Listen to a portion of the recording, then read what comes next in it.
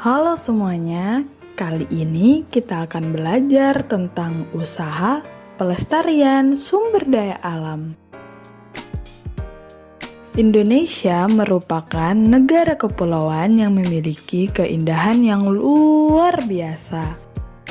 Mulai dari gunung-gunung yang menjulang yang ditumbuhi berbagai macam tumbuhan, sampai pantai-pantai yang berpasir putih ada di Indonesia. Selain itu, masih banyak lagi keindahan alam yang ada di Indonesia. Nah, kalian tahu nggak sih, keindahan-keindahan alam tersebut merupakan sumber daya alam. Sumber daya alam yang ada di muka bumi dimanfaatkan oleh manusia untuk memenuhi kebutuhan hidupnya. Sumber daya alam dibagi menjadi dua, yaitu ada yang dapat diperbarui dan ada juga yang tidak dapat diperbarui. Sumber daya alam yang dapat diperbarui adalah sumber daya alam yang terus-menerus tersedia dan dapat diperbanyak jumlahnya sehingga tidak dapat habis. Berbeda dengan sumber daya alam yang tidak dapat diperbarui. Jika digunakan terus-menerus, maka sumber daya alam tersebut akan habis. Keduanya sama-sama sangat berguna untuk makhluk hidup. Oleh karena itu, mari kita menjaga kelestariannya agar terus terjaga. Adapun beberapa cara agar kita melestarikan sumber daya alam. Antara lain, yang pertama menghemat penggunaan air, yang kedua menjaga kebersihan lingkungan, yang ketiga mendaur ulang barang-barang bekas, yang keempat mematikan lampu jika tidak digunakan. Yang kelima, menjaga kesuburan dengan tidak membuang sampah sembarangan. Yang keenam, menanam tanaman. Yang ketujuh, penanaman kembali hutan yang gundul atau reboisasi. Yang kedelapan, menghemat penggunaan kertas. Dan yang terakhir, membuat lubang resapan air di sekitar rumah. Lalu, apakah kalian tahu bagaimana cara pemanfaatan barang bekas sebagai upaya pelestarian? Pemanfaatan barang bekas merupakan salah satu upaya dalam pelestarian sumber daya alam. Banyak macam-macam sampah yang tidak dapat langsung terurai. Oleh karena itu, pemanfaatan barang bekas merupakan salah satu upaya agar mengurangi sampah-sampah yang ada di sekitar kita. Dalam pemanfaatannya dikenal dengan 3R, yaitu reduce, reuse, dan recycle. Reduce merupakan mengurangi sampah sejak awal. Jadi, kita membiasakan perilaku tidak menggunakan barang-barang yang sulit terurai.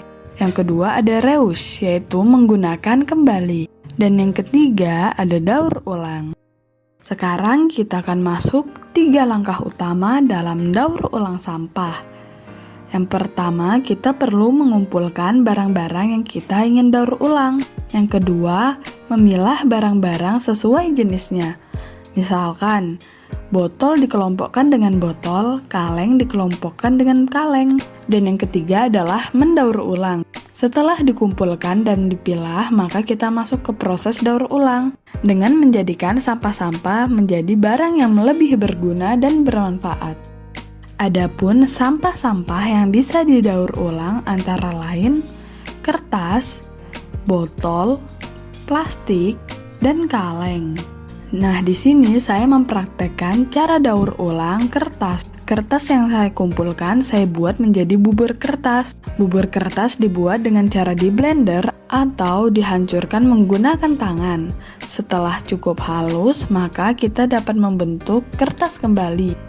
Bubur kertas ini akan menjadi kertas kembali, akan tetapi dengan bentuk yang berbeda. Kertas ini bisa kita gunakan sebagai hiasan atau buku diari. Sebenarnya masih banyak lagi cara-cara kita untuk mendaur ulang sampah.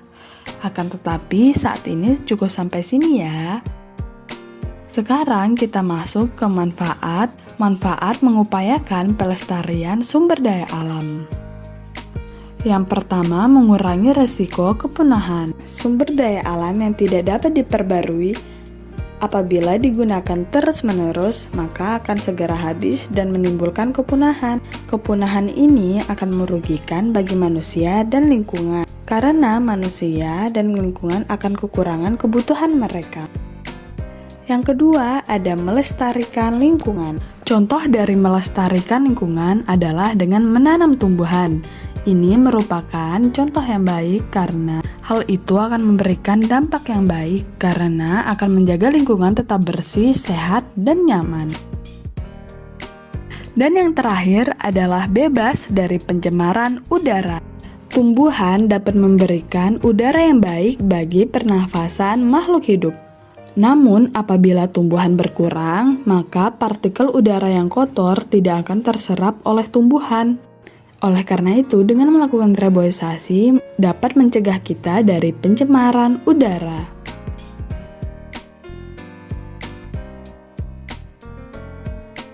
Nah, itulah penjelasan singkat tentang upaya pelestarian sumber daya alam. Terima kasih ya sudah menyimak video ini. Sampai bertemu lagi.